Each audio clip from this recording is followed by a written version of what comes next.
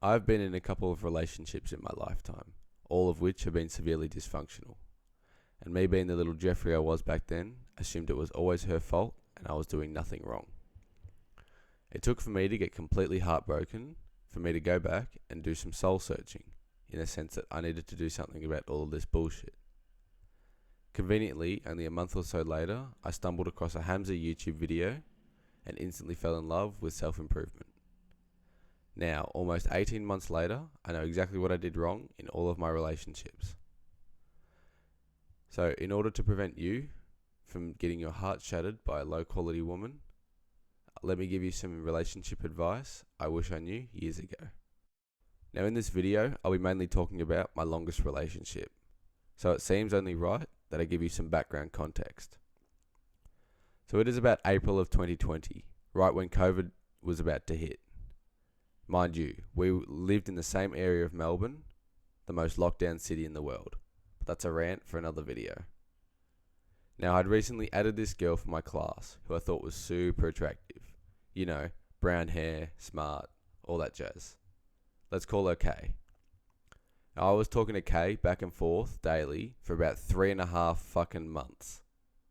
Congrats to you if you picked up on my first mistake. Anyways, by this time we were in full lockdown, so I couldn't even see her in class. But I continued to talk to her daily on Snapchat. So August comes around and I think to myself, fuck it, I'ma ask her out. Now, I've never actually spoken to this girl outside of group conversations. Nonetheless, I ask her to be my girlfriend. No, I get my best mate to ask her for me. Don't even get me started. I don't want to hear it. If I was there now, I would have smacked the fuck out of my younger self. Anyways, I digress. By some absolute fucking miracle, Kay says yes. Now that she was my girlfriend, you'd think we'd start seeing each other one-on-one and doing all that couple shit. No.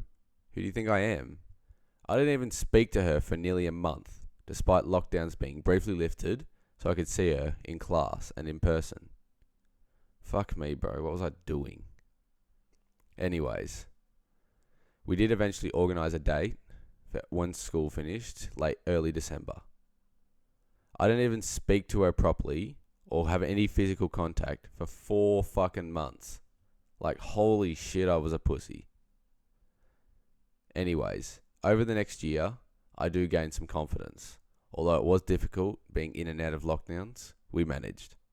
Once restrictions were finally lifted for the last time, it felt like things only kept getting worse.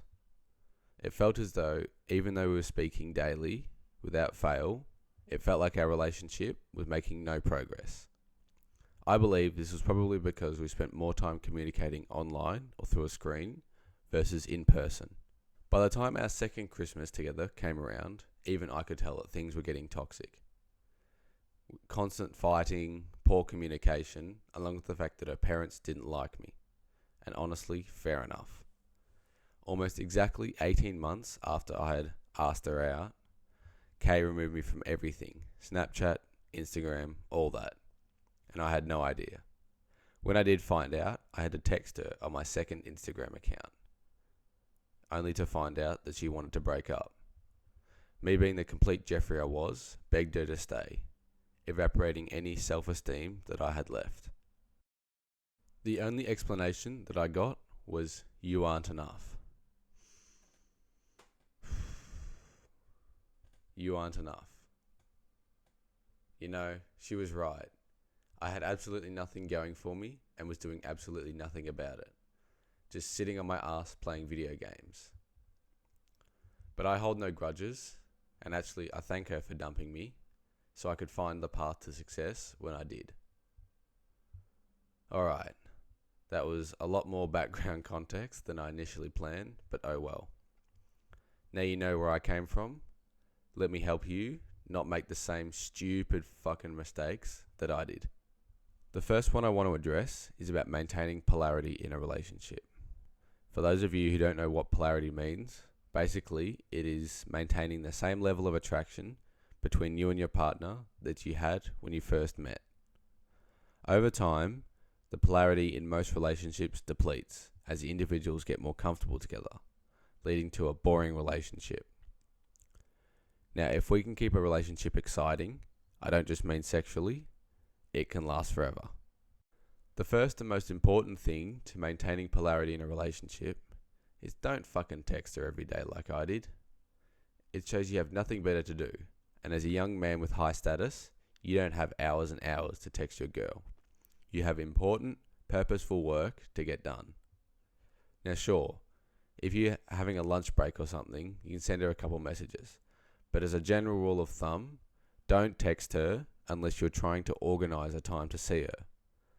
This will keep her thinking about what you're doing while you aren't seeing her. The next one I have to maintain polarity, especially if you're a bit older, is to not move in with her. Moving in with your girlfriend is one of, if not the quickest way, to destroy the polarity in your relationship. You're always spending time with her, as in your close proximity, and you're going to see her when she's not trying to impress you. When you go out on a date, you put on a nice shirt, cologne, and shave your face. And she does the makeup, does her hair, and picks out a nice outfit. When you go out on the date, you both look great. When you're living together, you can't look great all the time. And so you're essentially seeing a worse version of her, which naturally diminishes the level of polarity in a relationship. Even if you think it doesn't, trust me bro, it does. Moving in together should only be reserved for when you and your partner are planning on starting a family, as it is required to move in to run a family effectively. The last one I have for you on polarity is you have to learn to say no to her. Now I don't mean never seeing her, I'm more talking to the guys in relationships who see their partners all the time. This has the same effect as texting her every day. It shows you have no purpose to work on, nothing to drive you to success, and most women find that extremely unattractive. Saying no shows you have a backbone, and you won't just say yes just to keep her happy.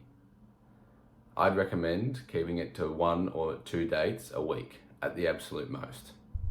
Next, I want to just briefly talk about how it is imperative that the masculine and feminine dynamic of a relationship is in order. Let me explain. I'm going to use a spectrum to visualize what I'm trying to say. We'll put masculinity all the way on the left and femininity all the way on the right. Now, a masculine man that sits all the way on the left of this spectrum is strong, attractive, successful. Men we're trying to be like. And this allows the woman to be all the way on the right and be in her feminine energy. This is biologically how it has been. And the closer we can get to this, the better our relationships will be. Things start getting iffy when one party, usually the man, does not fill this role. He may not have any goals to be financially free, so he's just content with working a shitty job. This means the woman has to compensate by taking on a more masculine role, such as working more to compensate for his lack of income, which hurts the dynamic of a relationship. The same thing applies in same-sex relationships. You always see one party more masculine and the other more feminine. On rare occasions, the female will take on a more masculine role and the male will take on a more feminine role, and it works fine. But generally speaking, young men like yourself want to be as masculine as possible in order to attract the most feminine wife out there. The best relationship advice I can give to a young man like yourself is to not even bother with them, bro. Having a girlfriend uses up valuable time, energy, and money that you could invest in yourself to build your dream life. Because right now, bro, you don't deserve your dream wife. You have to go out and make something of yourself first, bro. Thanks for watching and sticking around to the end of the video. And remember, life is what you make it.